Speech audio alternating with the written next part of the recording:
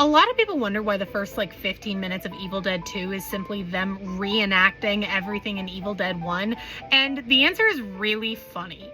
It's because they lost the rights to use their own movie. And what's even funnier is that's not the last time it happened either.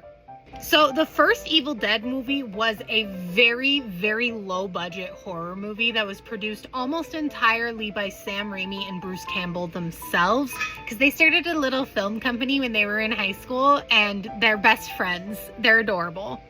And the thing is production companies do not always own the rights to films. A lot of the time, the rights to film footage gets signed over entirely to the distributor, which is what happened with Sam Raimi's Evil Dead.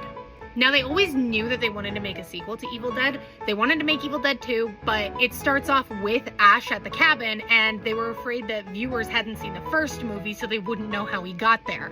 So they literally reenact the entire thing with just 2 characters instead of 5, and honestly, it's one of the best things I've ever seen. It makes Evil Dead 2 as great as it is.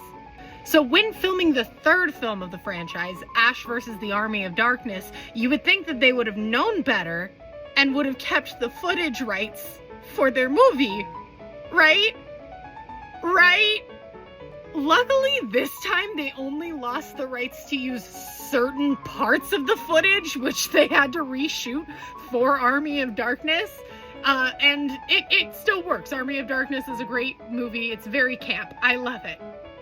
But that's also not the last time they lost the rights. So in 2015, they decided to make Ash vs. the Evil Dead. And what's really great is they got the rights back for all the footage to both Evil Dead 1 and Evil Dead 2. But not Evil Dead 3. And if you've seen Evil Dead 3, you know that that entire film is that Ash got sent back in time and had to make his way back to modern day.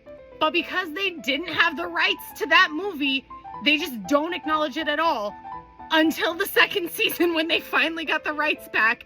And the way that they retcon that in is just Ash going, oh yeah, I forgot I went back in time that one time. That is just impressively, hilariously lazy on purpose. And I love every second of it.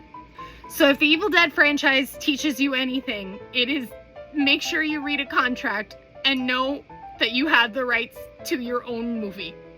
Every time.